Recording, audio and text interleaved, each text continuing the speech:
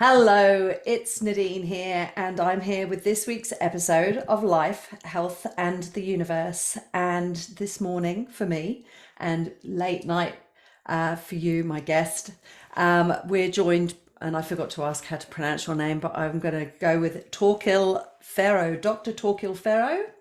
That Good, I sounds got it great. right. I've got a really bad habit of forgetting to ask people how to pronounce their names. You're dialing in from Oslo, Norway. So I'm Yeah. going to do a quick intro, and I do need to read my notes because we've got there's a whole bunch of things that we could talk about based on your biography. So let me just go over that, and then we'll get stuck into our conversation. So, as well as being a GP, you've worked or do work as an emergency practitioner, and you have worked as well as a medic with Doctors Without Borders. You're a father of two, which is an important part of your biography.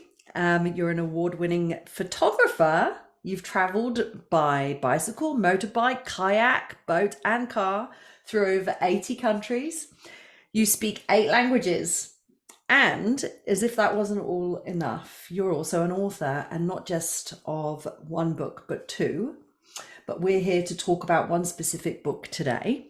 It's a book called The Pulse Cure, which has been a Norwegian bestseller for over 65 weeks. I got that information a few weeks ago, so I'm assuming it's still going strong there, and you're bringing it to the rest of the world. So Yes. thank you for joining us. This is going to be a great conversation. I'm really grateful for you being here with us today. Thank you, Nadine. So Do nice to be you want talking to to? Australia.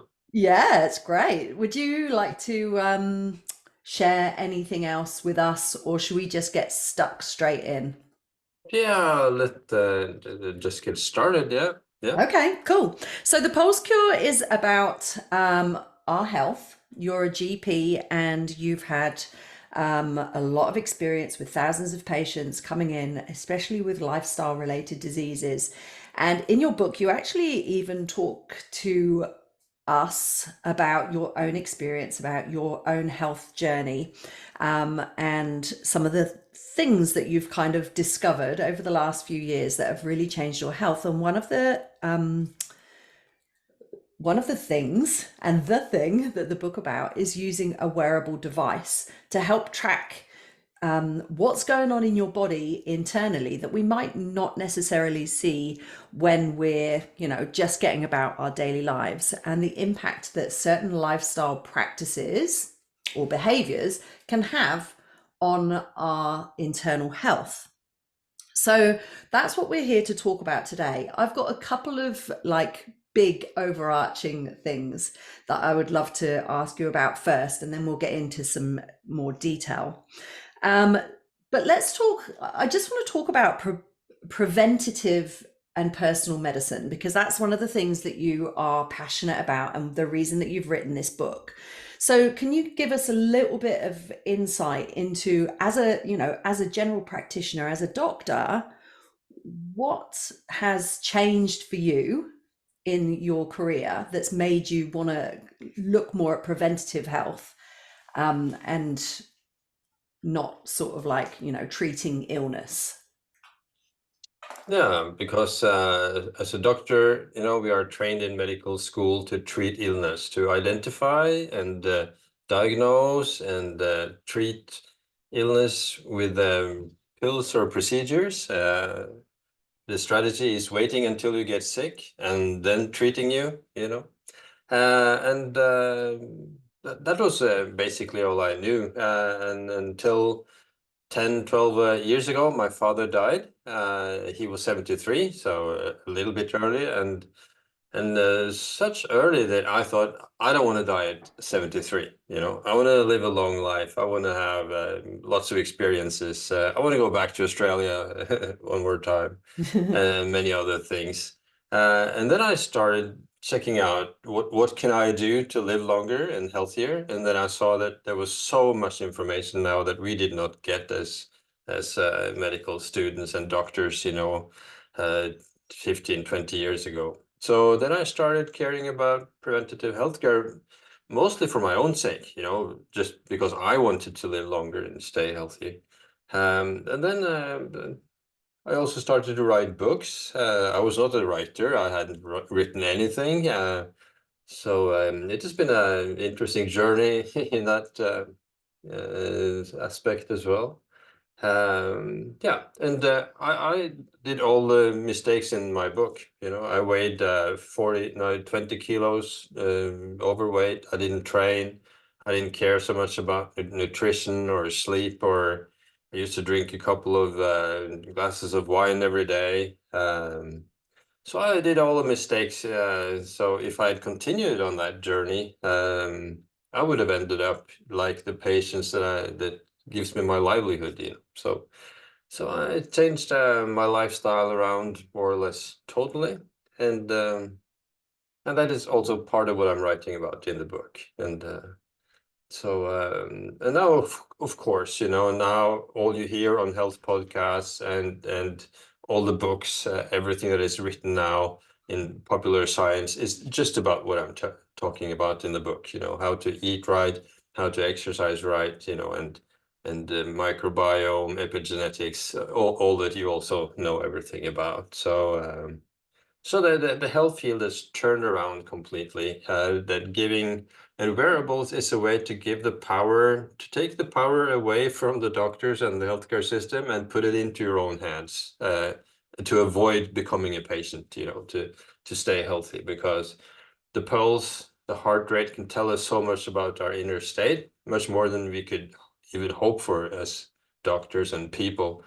And that it's available, with the wearables, with the Garmin watches or Aura rings or Samsung watches and everything now on the market, available, at a reasonable price, easy to understand for everyone. So I kind of made it in the book, The Pulse Cure, I kind of made the combination between what is the smartest strategies, lifestyle strategies, and how can you use the wearables to track them.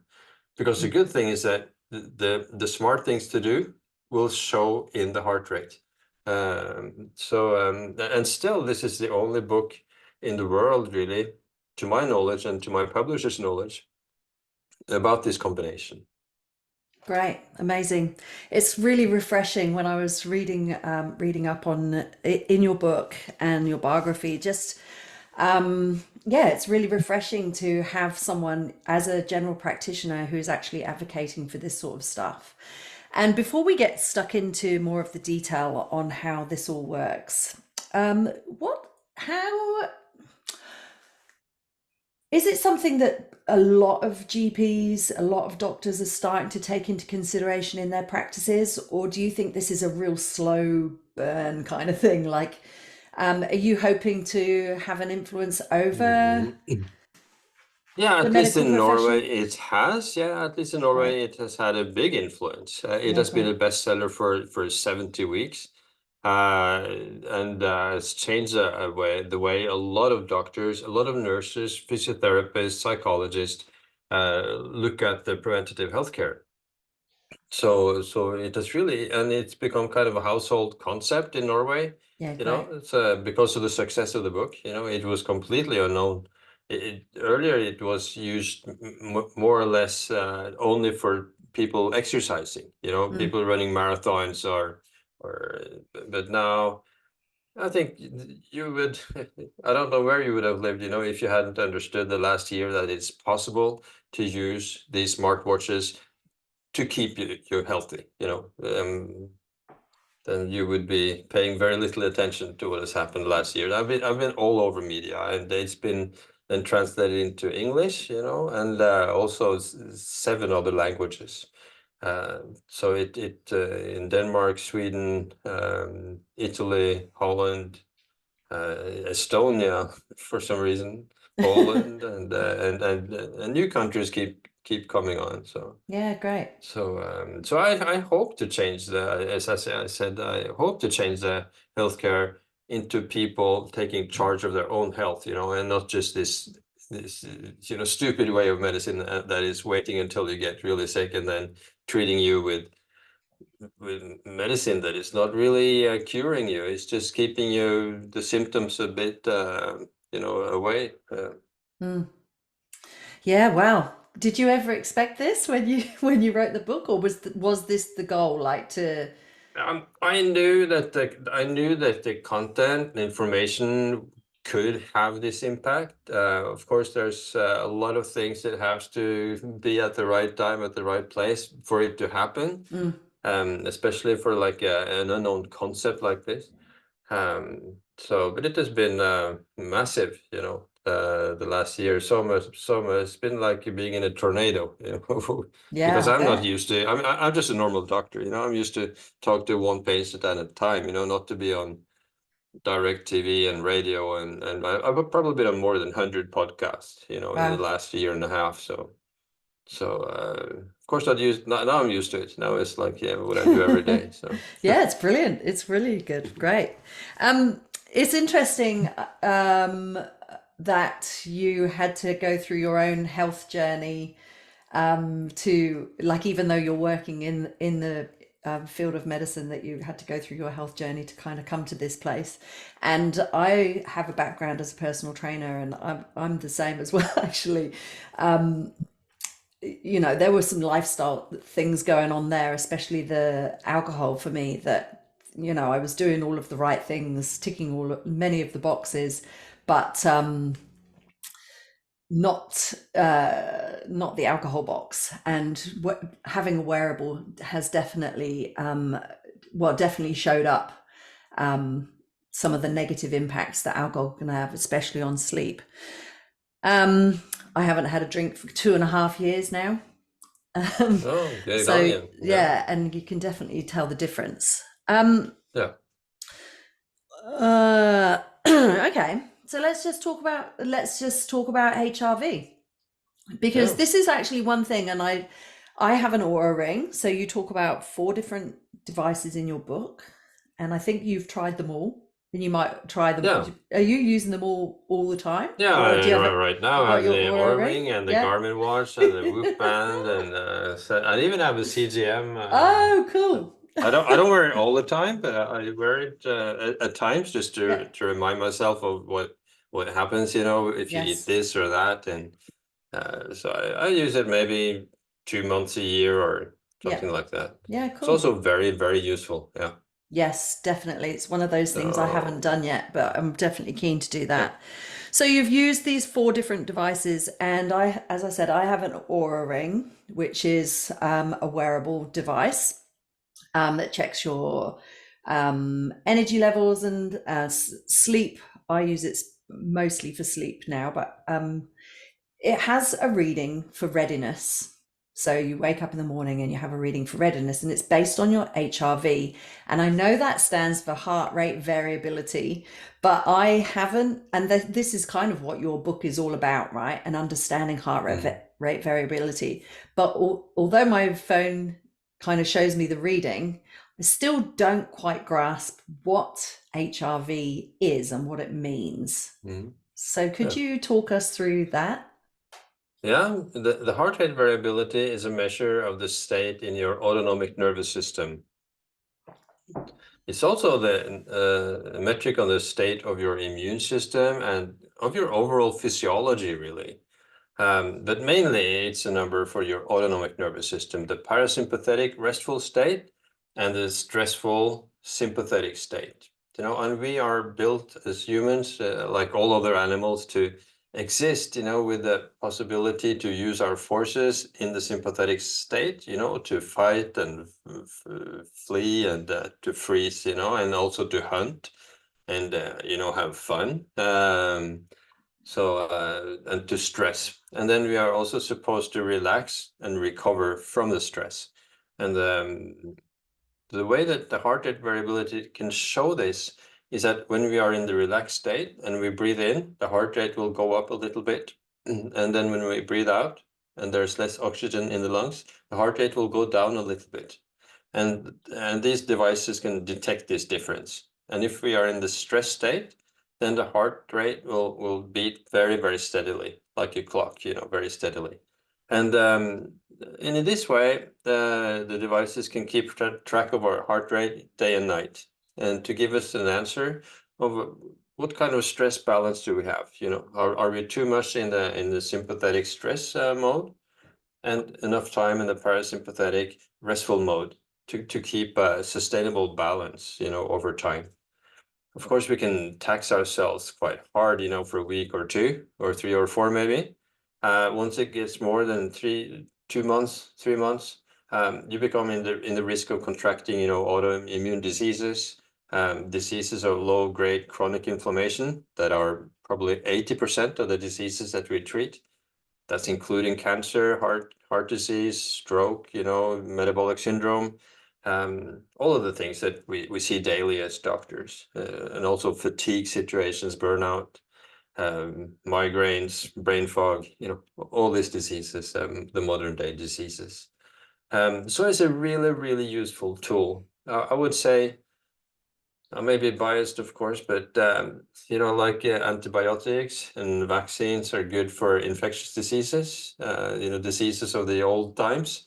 Then this is one of the solutions to keep the new diseases away, to keep track of our stress balance, so that we can help our body and the immune system to recover and work optimally. Right. So basically, you're saying that stress is the cause of all diseases. So stress, negative stress on our bodies, when we don't have time to recover, has challenges our immune system, and then our immune system, when that's low, when that's not working at its optimum, can cause all types of it can lifestyle related disease. So its immune system is compromised. It is kind of the effect that it will not do its job, Yeah. against cancer, against everything else, and it can also turn against you and to cause the autoimmune diseases. Okay. And when I talk about stress, it's stress in a broad sense. So it can be both mental stress, like everybody's used to think about stress, but it can also be like alcohol. It can be the altitude. It can be the PMS, the period. It can be ultra processed food. Sleep. It can be poor sleep. So many things. It can be that you are eating from the breakfast until late at night. Yeah. So there's so many hidden sources of stress that becomes visible with the wearables. Then you see that, wow, if you're eating late at night some crisps or chips or candy, suddenly you see that there's a price to pay for it, physiologically also. So then you get to keep track of the stressors, and then you can mitigate the stress, and then avoid getting into these, because the good thing is it's not only for health and longevity that this is good, it's also good for productivity, performance, and well-being. So the smart things to do will give you all those 4 things: better productivity, better well-being, better health, and a bigger chance of living longer. And it's the same strategies for everything of this. Yeah.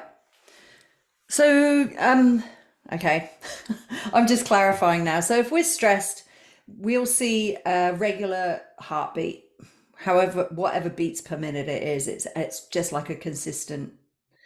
But with the heart rate variability, when we're in that parasympathetic nervous system, our rest and digest, we'll see fluctuations in the time before and after the heartbearbeat, like a larger variation between Okay. heartbeats. So Okay. if you would have measured, now it's 2.5 years ago since you had drank alcohol, and that is the biggest stressor. According to Whoop, that keeps track of what their users do, alcohol is the biggest stressor of all. So then, if you had measured it, with your ring, 4 years ago, you would have seen that your HRV would be low. As a measure that you are stressed, your body is using too much forces on dealing with alcohol, or really acetaldehyde, which is what is alcohol is converted to in the body. That is very toxic, and the liver has to work hard to detoxify this. And now that you don't drink alcohol, you will see that your heart rate variability is better, so that your body is more able to cope with disease and your immune system is working more smoothly. That is one way that you can see that your body and Yeah. physiology is working better. Yeah. In your own personal experience, how long have you been wearing all of your things, Yeah, it's probably experimenting? 5 years. 5 years. I would say 5 years. Yeah, from 2019. Yeah. So you talk about, you've talked about like how different things can affect our HRV, our heart rate variability. There's sleep, stress, movement and exercise, active rest, how food and having a big eating window can affect it. Alcohol, nicotine, you also mentioned in the book, illness and disease, and weight control. In your own personal experience, what like where did you start out? I know in your book you mentioned some of these things about what some of your behaviors were without, and you've mentioned that you were having a couple of glasses of wine. Did you I think was there some way you started and that you kind of went, oh wow, that was a big shift, I didn't realize? Yeah, that was alcohol, and I quit Okay. that before I started using the wearables. Okay. I was working at the time. I was working 24/7 in a quite intense work. So after 7 days working, day and night, sleeping a lot at night, but often getting woken up and having to work at night also. And then when I had a day off, I used to take a bottle of wine, relax, maybe go for a walk, have a bottle of wine. And then I saw that, and then I would have one more week of working. And then I saw that I was much more tired after a day off with a bottle of wine than 7 days and nights working. Wow. And then I understood that this is not right. I can't continue like this. And that was probably the first time that I had been 7 days without alcohol, because I used to think it was even recommended. It was like doctor's orders that 2 glasses of wine every day was good for you. I mean, it was a widespread notion, and I was of course happy with that. And then I quit alcohol, lost weight just because of that, and had more energy and so on. And then I started educating myself then on the different strategies. So finding out about sleep, about nutrition. So it's been a gradual journey that has taken me, almost 10 years. I still discover things, very, very often, new things, and exercising more. So it's been on many different strategies. Done a little bit of this, a little bit of that, and then improving my state, I think, getting in a better shape. One of the things we didn't mention is also that it's a big stressor is just being in a poor fitness level. If your VO2 max is poor, you're just walking here and there and going from couch to sofa to car seat, and then not really moving. And if you have a VO2 max, maybe below 30, then everything will be stressful. Your body has to work at the very hard for everyday things. So once you get to start running or doing anything of activity, and then it will be less stress on your body because you have more power. So many people, and I see that as a doctor, many people are at the same time under-dimensioned, I would say, and overstressed, overloaded. So you can balance your stress either by becoming stronger, more fit, and reducing the stressors. So there's two ways to get the balance. It's not only reducing the stressors, but also making yourself stronger and more fit. Yeah. Yeah, more resilient, I guess. Yeah. What what would you say some of the so like when we're actually exercising, that's a stressor, right? And there are Yeah, some other things that you do, like you talk about intermittent fasting or closing your eating window, time restricted eating, and also cold showers. yeah. So a bit of cold therapy. So they're all stressors, but there's Mm. it's hormetic stress, right? It's a Traumatic different type stress. of Yeah, stress. So could you yeah. talk us through how that differs? Like what happens to our HRV during those activities and what happens like as a result of practicing those things? Yeah, so like for exercise, then as you're exercising, of course, then you're putting a load on your system, but it's also a signal to your cells that works the way that, okay, this organism obviously needs more power. It is using its muscles, it is running, and then you kind of break your cells down a bit, and then it builds itself stronger. So this is, millions of years old mechanism, since from before we were humans or pre-humans. So the body will build itself stronger. If you exercise too much, of course, that is also possible to exercise too much and just break down your body. And before you have recuperated, you break it even further down. So that is not good either. A lot of people do that. Um, and also with the other kind of stressors, if you go into the sauna or into the cold water, it's a temporary stressor of the body, but it builds the physiology stronger, more resilient to temperature changes. We are, of course, created to be creatures being outside, with the heat and the cold at night throughout the year. So we are built to have a flexibility in our activities. And one of the problems now in our modern lifestyle is that we're not flexible. We're living at room temperature, all Mm. the time. We are not moving enough. We are living in many ways almost opposite from what we are constructed to live, and that will have a price when we don't challenge our bodies. We kind of lose the flexibility in our physiology, and we get sicker for it. Yeah. And the same would go for intermittent fasting or time restricted eating, just closing the window. Yeah. Yeah, Yeah. we are not made to eat, from when we get up until we go to bed. Mm. Like many of us used to be taught, that breakfast is the most important meal of the day. Of course, it's Kellogg's, slogan. They wanted to sell cereals. So a lot of people think that we should eat, throughout the day, and have like 5 meals and so on.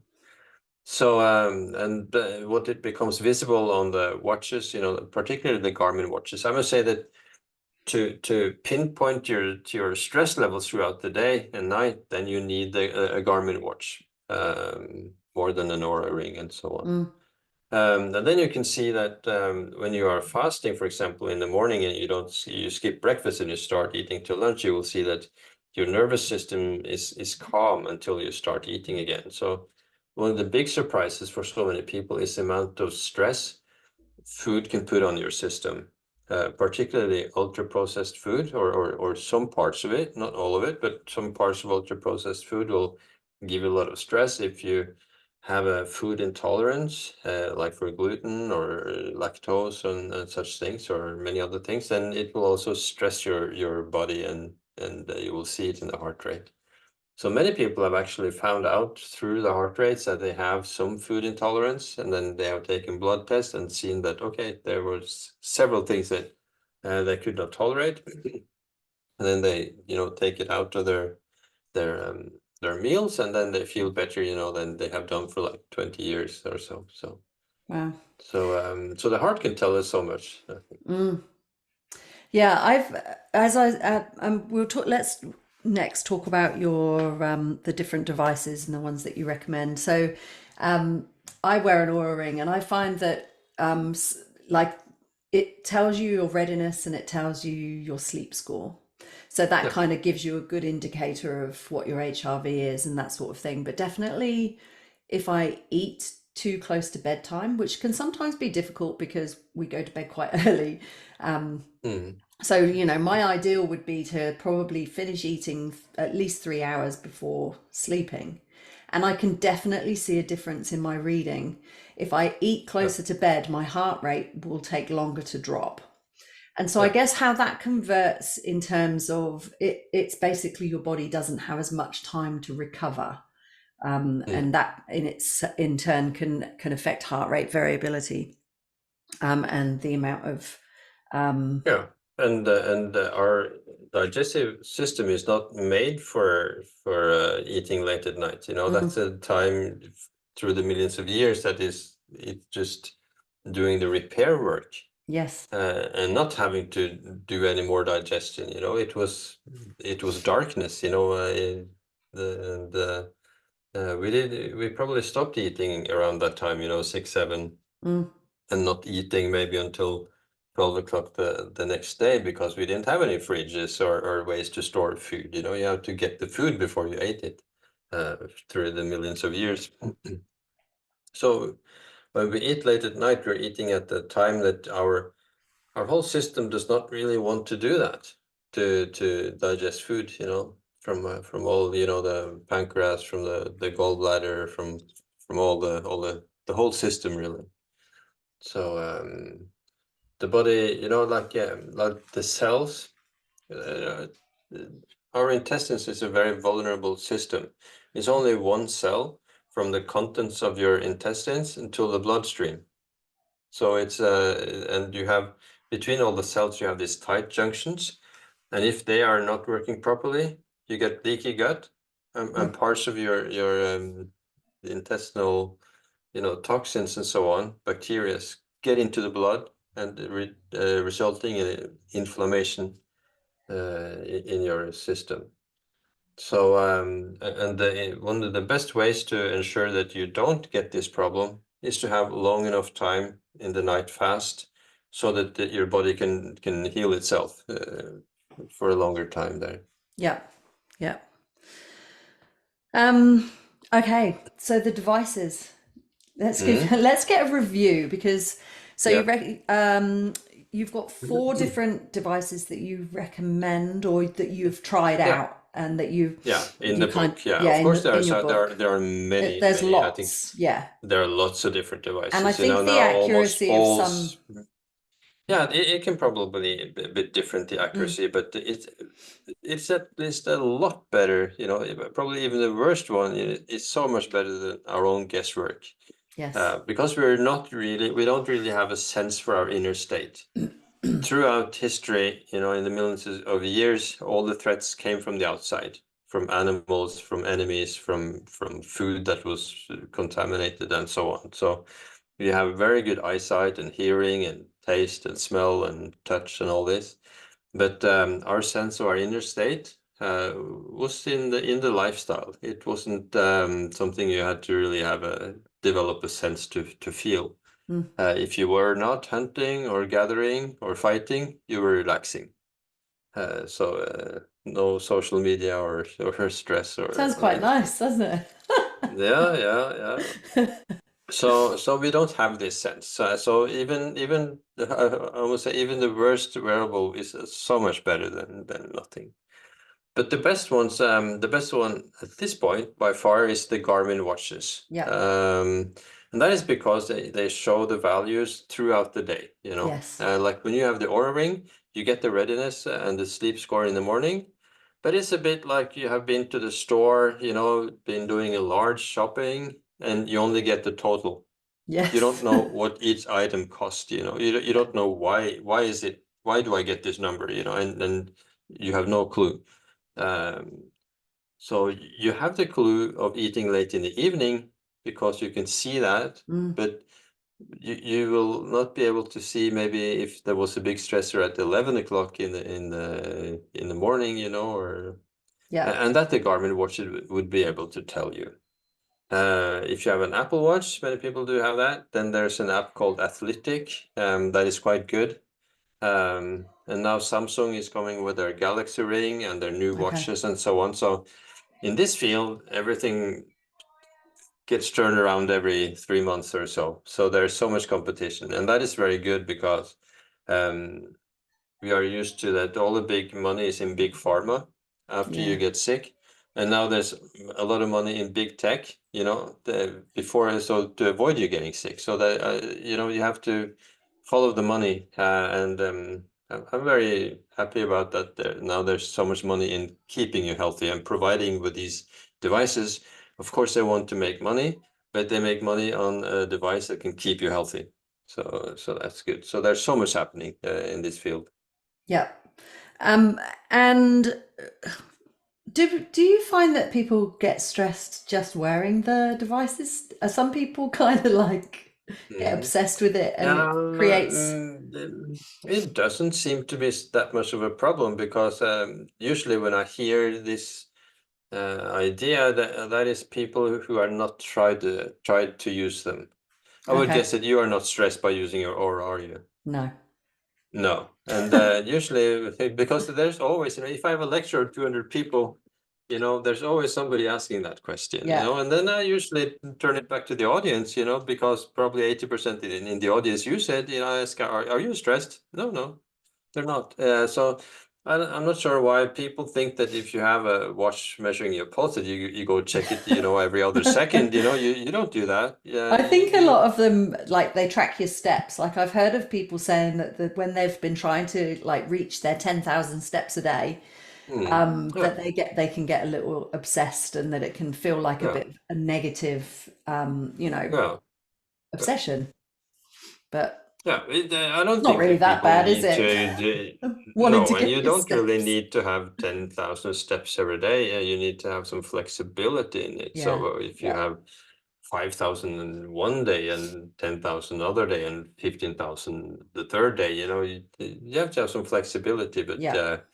but you have to at least move more than probably 70% do, that move Mm, too little, too sedentary. yeah. So so it's a good thing, but I think that most people use their watches just like you do with a speedometer in your car. That you check it once in a while just to check that you are more or less, within the Yes. speed limits or where you want to be. So you Yeah. don't stare at it all the time.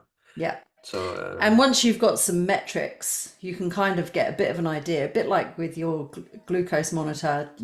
It's like you do it, you can kind of just start doing it every so often. I don't wear my Aura ring during the day as much anymore. I generally wear it for nighttime, mm, because I have an idea of like what my yeah, daily activity is and yeah, the practices that I need to do to get good readings with my sleep. mm, yeah. When you, what are some of the things so you had a study group, didn't you? A couple hundred people?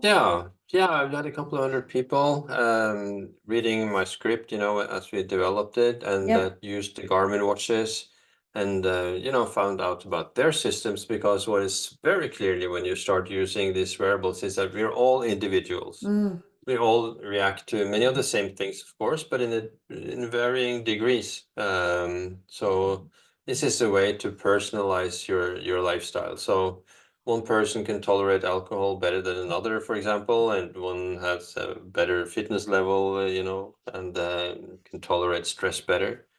Um, so so this is it's a way to show how you respond to a certain stressor.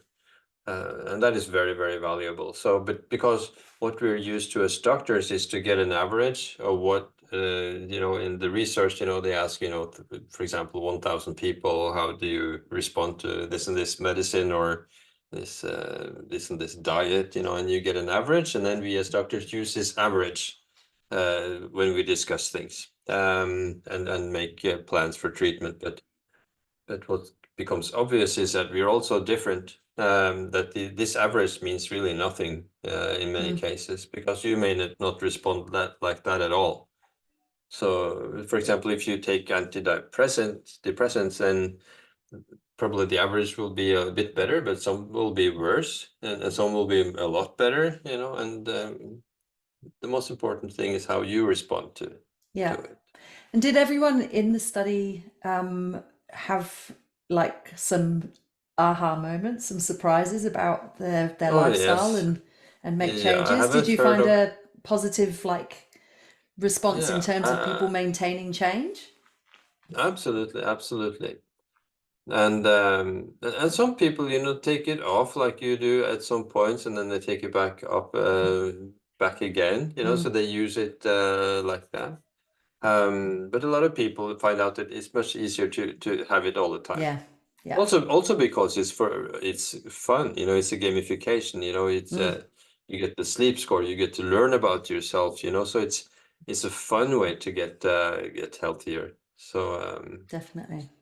So most people, and I haven't heard of anyone yet that has not been surprised, and there has been so many people, thinking that, oh, I can feel it myself, I know how it is, and they do yoga and breathing exercises, and they get surprised too, So there's so many things that you wouldn't know, that you find out. Yeah. Uh, yeah, And I like it's quite cool, really, isn't it? Like how quickly our bodies can respond. Like even if someone doesn't make changes through all of the categories at once, like all of the categories that you follow in the book at once, but they might just fix their sleep or yeah, change their food slightly, like their meal timings, yeah, and they'll yeah, feel it and they'll get that yeah, feedback as well from the device, that positive reinforcement that what they're doing is actually working. But it's quite quick. yeah, yeah. Like it's Yeah, almost the like body, overnight yeah, sometimes, right? yeah, yeah, and this has have been a real part of the book's success, that people feel it so fast. Mm, 1 or 2 weeks tracking, and you immediately see that, okay, this is working, yeah. and it's a lot more easier than probably maybe they would have thought. So that has been, I think, a huge part of the success of the book is not the Mm, book itself, but the devices, that they are so powerful, yeah. and combined with the book, that people immediately realize that this is very valuable, and it's something completely new. Uh, so uh, Yeah. so I want to that's talk to been very you. interesting. Yeah. Yeah, sorry. I'd like to talk to you a bit about like just thought the structure of the book, just to get the listeners to sort of understand, whether it's why they would find it beneficial. But before we do, I'm just curious about the difference between men and women's HRV and also about aging. So I'm at the I'm at that golden age 50, so perimenopause, and I've definitely know my HRV, and I know you said it is individual. My HRV balance isn't the same as my husband's. He's a couple years younger, but also hormonally different. So how do the differences in male, female, and like age, how do they affect the HRV? Yeah, the age, the heart rate variability will drop quite fast from the years from you are 20 until you are 40. Okay. And then after that, it will be quite flat. There's not so much of a difference between men and women. Okay. So it's almost negligible, I would Mm, say. okay. So it's not so much anyway. So it's more with age, but it can be, the perimenopause and menopause can be a big difference. Mm. And once you get then the HRT, the hormone replacement therapy, and you get the bioidentical Oh yeah. hormones, that seems to be a lot better. Okay. That will show in the HRV. So many people, many women then um, tell me that when they change, from synthetic to bioidentical hormones, their HRV improves a lot. And Mm. we have a social website called thepulsecure.com, and the by far the most eager group of people, that's women, in the menopause and perimenopause.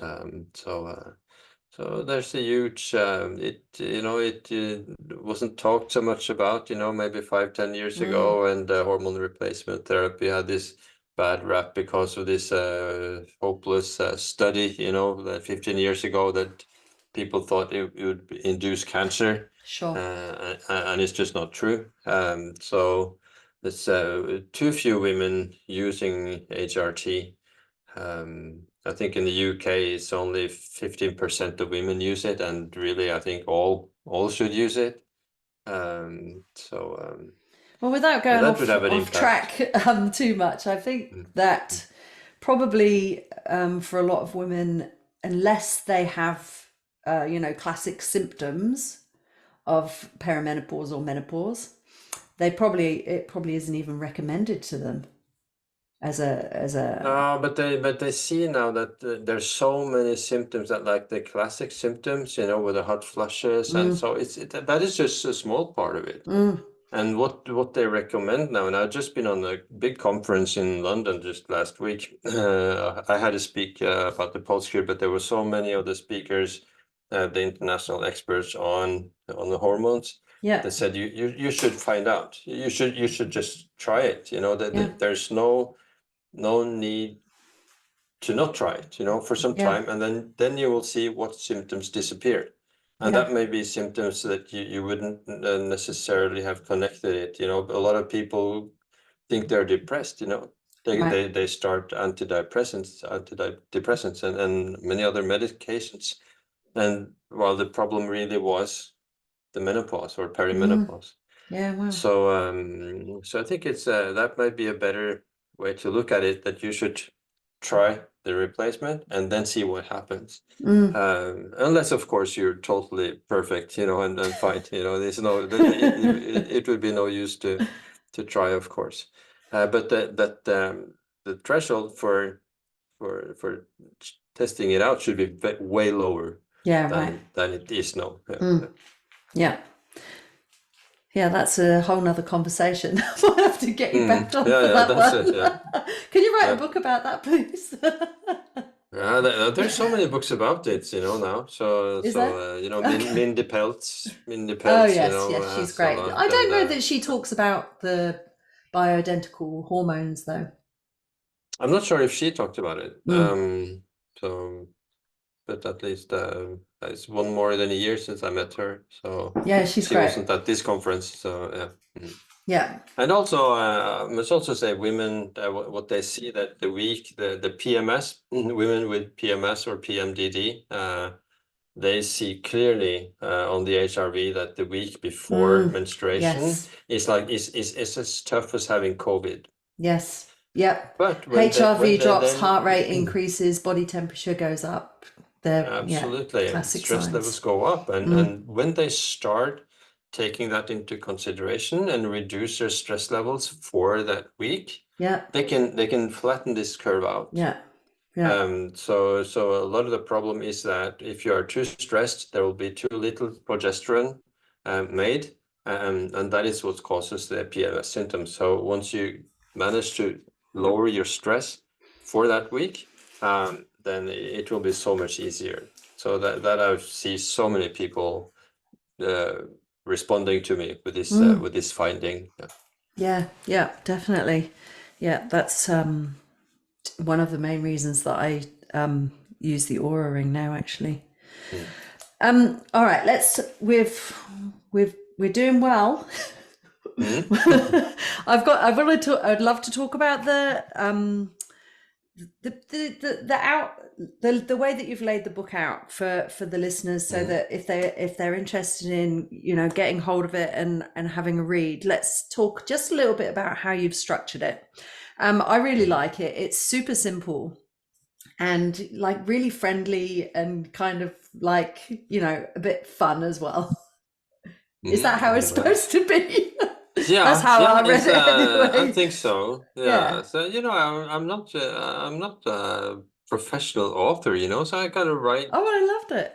I think it was really just nice. It was not because I think that what my experience of reading the book was, it feels like you talk about joining the expedition, so it's like a personal exploration. It's like it's kind of like an exciting journey where you could uncover secrets, right?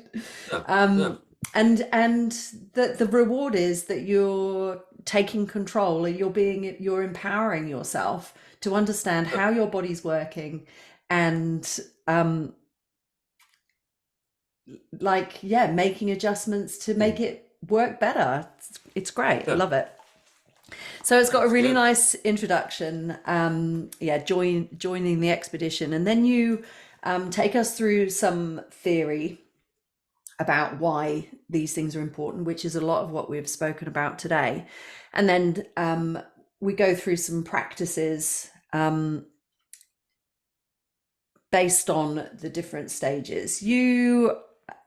The stages that you've got, which I went through before, do they start in order of importance? So the sleep, the They stress, start, and yeah, yeah, exercise. and ease, so that Ease. Yeah. to do. I lost you for a minute there. So yeah, I lost you a little bit there. Yeah. Okay. So So sleep. yeah, sleep first, because as you just make it possible to sleep better, your body does that automatically. So all you Yeah. have to do is the tricks, to calm down 1 or 2 hours before you go to bed. Make sure that you sleep for 7 to 8 hours, and that is restful sleep.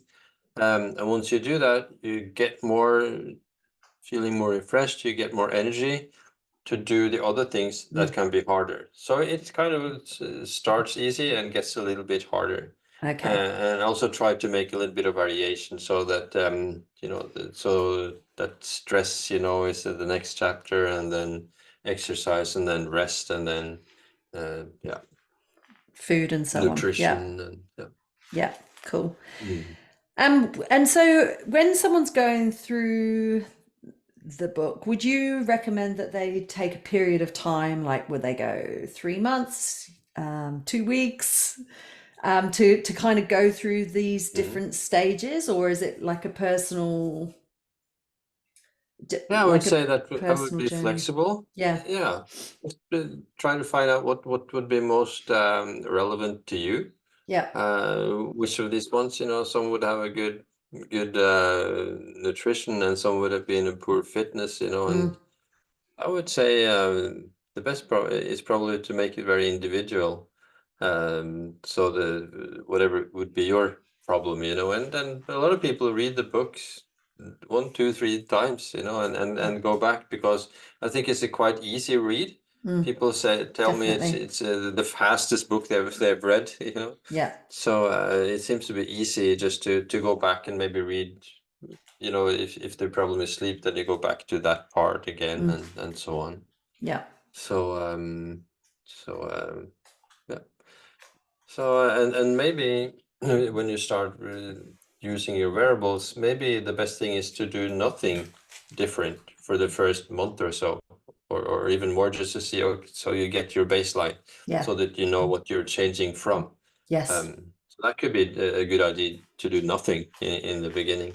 Mm, yeah. To just sort of keep a bit of a record. Well, I guess the beauty of these things as well is the app keeps a record, right? Yeah, yeah. So if you're into writing things down, then I think it's probably a good idea to write some of the things down. But you can sort of Mm. go back and refer. Yeah, get a bit of a baseline of all of those different things, and then make those changes. And as you said, like, Mm. people see changes quickly, like Yep, within a couple weeks. yep, So yeah, that's kind of encouraging, isn't it? Um, yep. what I also really love about the book is that you stay on topic.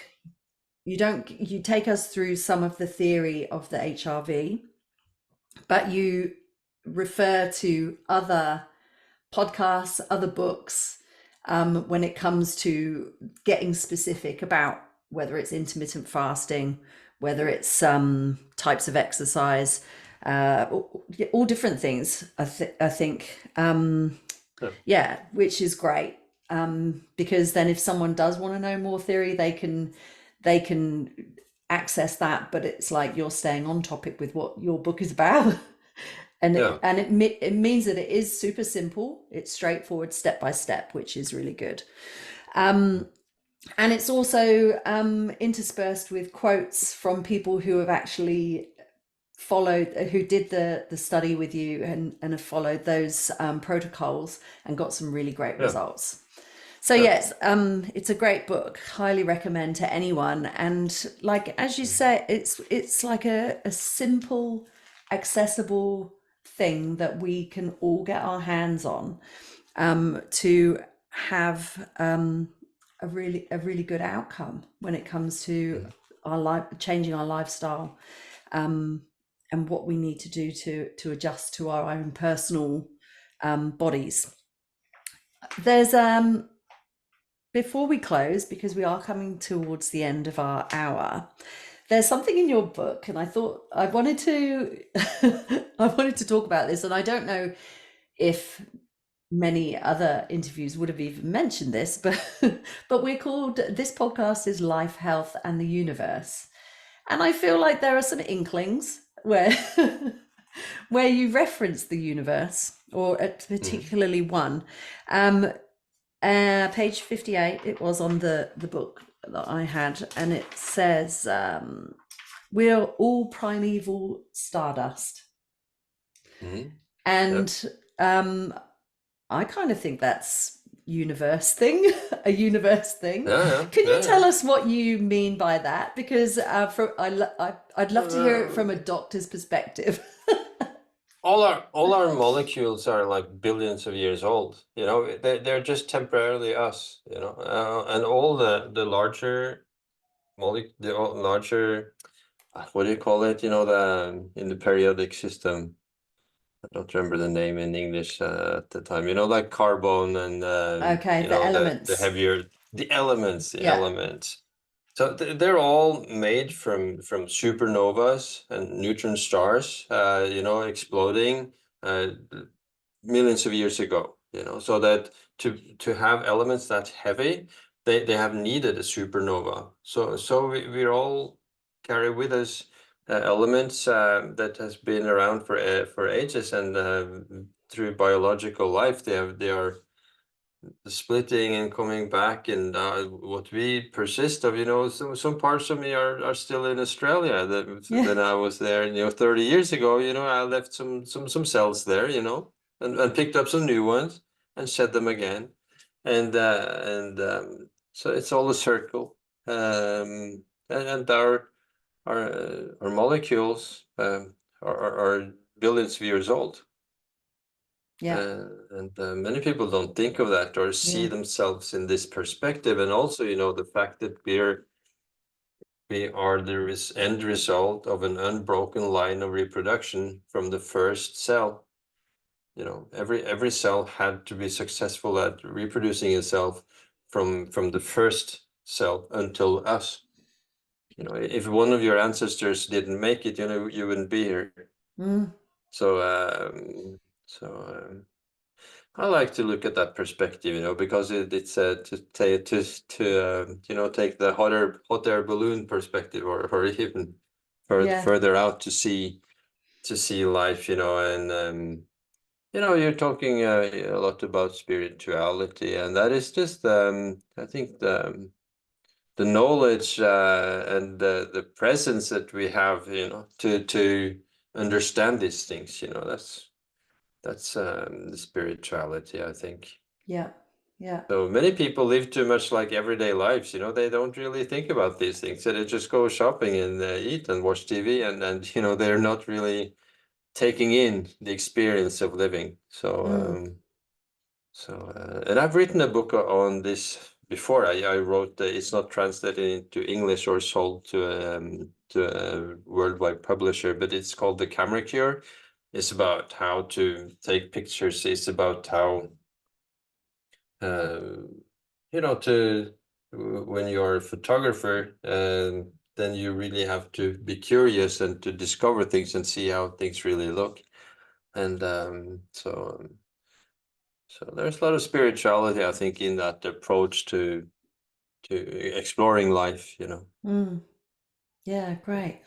I well, I called the podcast Life, Health, and the Universe because of all of that sort of the interconnectedness of so many things, and I feel like for me personally, with things like this, where we're empowering ourselves by taking control of our human form, we Yeah, do and I would start also to explore more of the possibilities of what's beyond that. And so I loved that quote in your book. We are the yeah. all primeval stardust.